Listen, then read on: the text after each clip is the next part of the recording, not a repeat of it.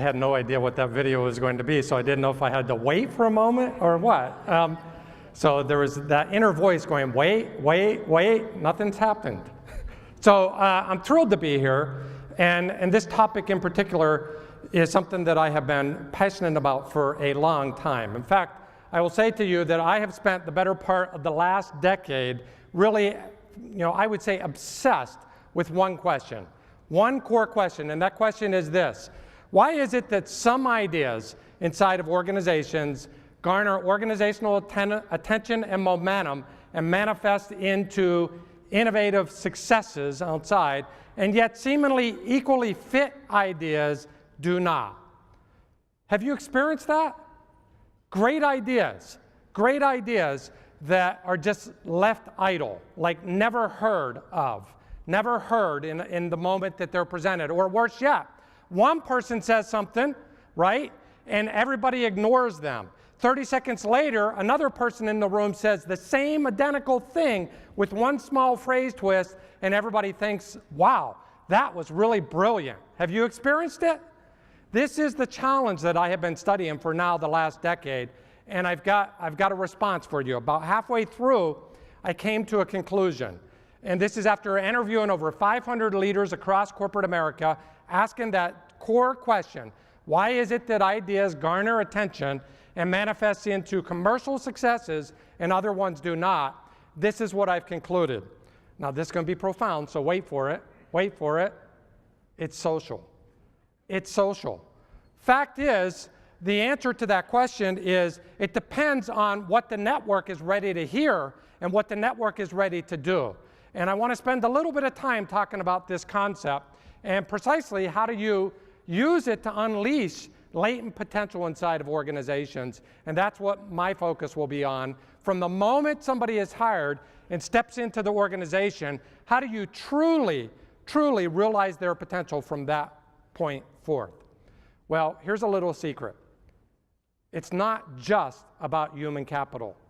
It's not just about hiring brilliant people, right? Can you think of someone who was just scary smart, just brilliant, and no one would ever listen to a word they have to say? No, I know it's not you, but it's a friend of yours, right? Somebody who had something brilliant to say and everybody around them just looked in the other direction. Do you know those people? People that maybe are truly the smartest person in the room, but the network around them won't acknowledge it for one reason or another.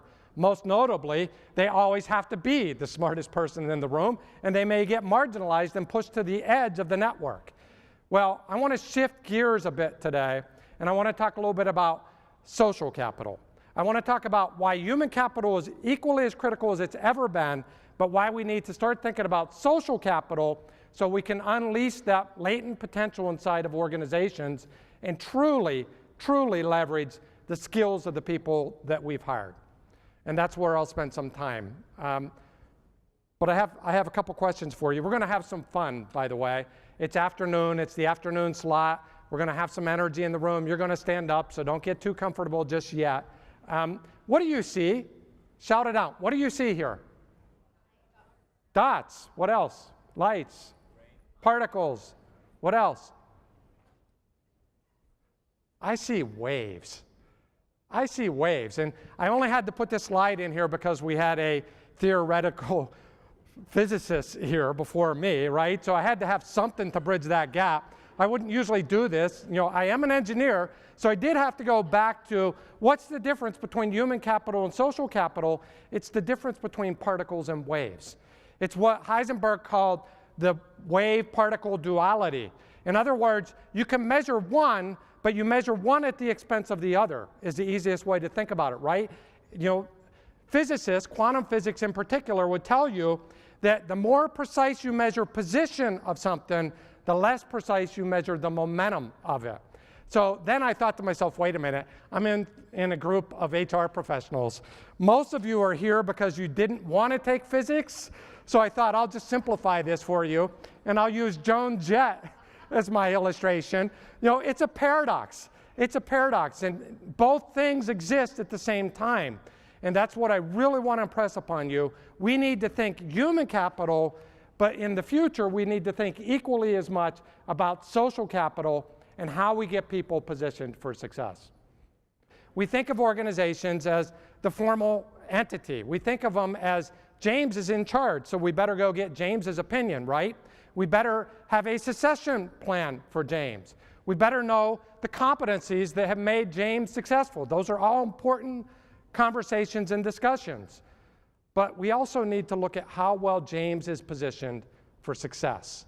And this is the informal organization that represents the social capital that James has built up. Now notice this.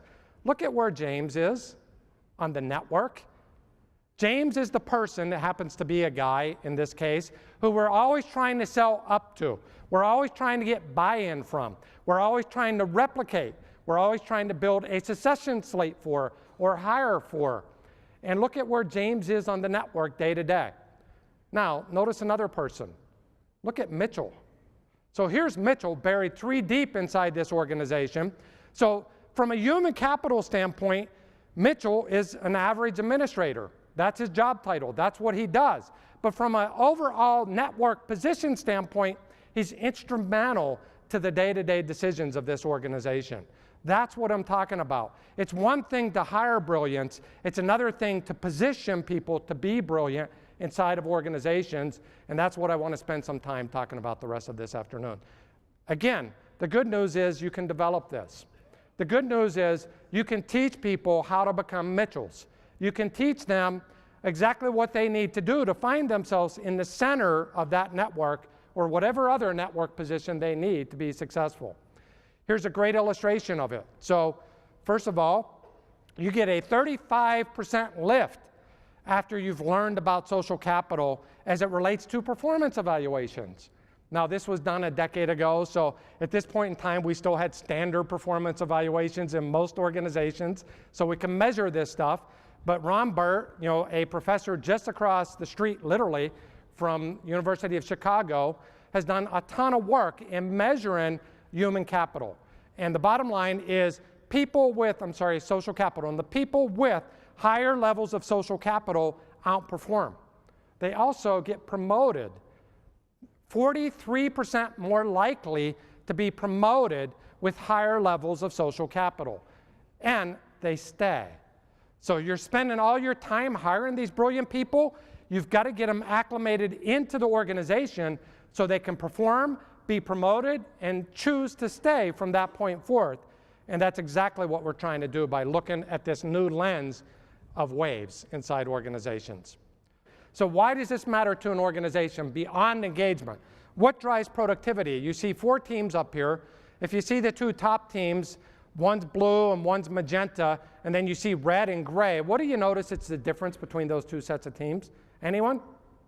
Scream it out. Right, so the top 2 are what we would describe in the network theory world as cohesive. They're tighter relationships, they're closer. Those are all individuals. Those individuals interact much more frequently with each other than the other 2 teams do.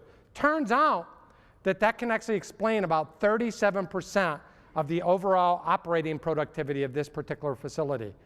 We actually did interventions in order to make those other 2 teams more cohesive, and we were able to increase, by increasing cohesion, making those other groups tighter with one another, by 30%, we actually improved overall operating efficiencies by 25%. Your network pays. Your network matters immensely to productivity as well. Anyone want to know what we did to actually create better relationships? It's really complex. It's really hard, I have to tell you. I mean, this is like the hardest intervention I've ever implemented in my life. We did 2 things. We actually let people go on coffee breaks together. I'm not kidding. We actually sent a whole team off on a coffee break together as opposed to 2 at a time, which is the way you would usually do it in a call center. And the second thing we did was 4 times a day, for 30 seconds, we actually have people huddle up and share what they were interacting with on the phone circuits. Turns out it improved productivity by 25%. And that was only based on paying attention to the network. There's lots of things you can discover by the network. You can discover where ideas come from. So this is a bunch of people. I asked the simple question, who do you go to for ideas? The bigger circles you see on this chart are the people that actually are the go-to people when it comes to ideas. The different color coding just means they belong to different teams. Then I said, okay, so if I took 15% of the top idea generators out of this network, what would I get? Notice what happens. 15% of the people provide 57% of the ideas. So all of a sudden, I just peeled apart a network of idea generators because I took those 15% out. What if those 15% of the people were disfranchised with the company, disengaged? What if they actually were moving on to their next assignment? You can actually do damage to an organization when you start to pull top talent out and you're not thinking about who's left behind to continue to manage some of these things. This is my favorite slide. I know this looks like a mangled mess to you. To me, this is like brilliance in regards to social capital. And this is my favorite chart for this reason. You have to think about social capital in regards to what are the intentional interactions I'm trying to create. And the first thing I've already proven to you is a more cohesive network actually drives productivity. Fact is, as much as 30%, you can increase productivity by as much as 30% just by creating more cohesion and deeper relationships. But then on the fringe, on these little, sort of sub-pockets on the fringe, that's where we develop ideas. That's where we got small groups of people that are isolated off from the organization, and what they do is they're brilliant at bringing stuff to life. They're brilliant at taking new ideas and putting them into the world and making them meaningful, and they can do that in small teams. Have you ever heard of the 2 pizza rule? It's true. If you've got a team bigger than 2 pizzas will feed, chances are you're not going to develop brilliant new innovations. Then, in between them, is something that's most critical. It's the bridges. It's the people. It's the network position that links together great execution with great innovation and great development. And we need to pay attention to what are we designing for? What interactions are we trying to create? And how do we manage that inside of an organization? At the end of the day, just simplifying this, there are really 3 roles that I want to pay attention to for the rest of this afternoon. Role number 1 is what we call the broker. You just saw them. They were the yellow dots. The brokers actually maintain a really critical position inside the network. The brokers are the bridges. The brokers actually have access to diverse sets of information. They actually have access to bits of information that most people in your day-to-day team do not. So they become absolutely critical for discovery. They are absolutely essential for bringing new ideas into an organization and transferring them from group to group so that you can continue to adapt and unleash potential. The next person I want to focus on, position, is the connector. The connector is the Mitchell, the person who's in the center of the network, the person who is directing day-to-day traffic, the person who is actually getting stuff done and developing those ideas and bringing them into the world in a real way. The problem with brokers is they get stuff done, but they oftentimes can't get stuff done for the broader organization. Their ideas are 43% more likely to be dismissed by those people outside of their own clique, if we want to call it that. That's where the energizers come in. The energizers, the person in the second round of the conversation you just had, actually lift up the organization. They're what Adam Grant calls the givers, who are always trying to make other people's ideas better, and they're always trying to broker and energize other people to get their ideas diffused, and they have a 4x lift on ideas across organizations, and their reputation spreads quickly, especially the positive energizers. There are also negative energizers, and you know who they are, right? You know who they are. And again, it's not you, right? This is Steve Jobs' network in 2001, when he re-entered Apple. We think of Steve Jobs as the brilliant innovator, as the strategic, intuitive, person who turned Apple around, and that is all true. But I'm going to make a hypothesis here that as much of that had to do with his network as it had to do with his human capital abilities. And let me prove it. This is Steve Jobs in 2001. By 2007, Steve Jobs is super connected into the network, and he is a broker which means he can mine all the intellectual assets that exist across Silicon Valley.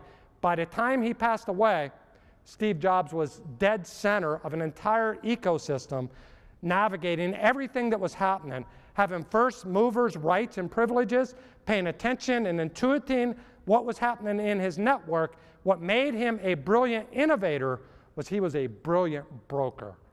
Here's how I think about this. Am I trying to discover?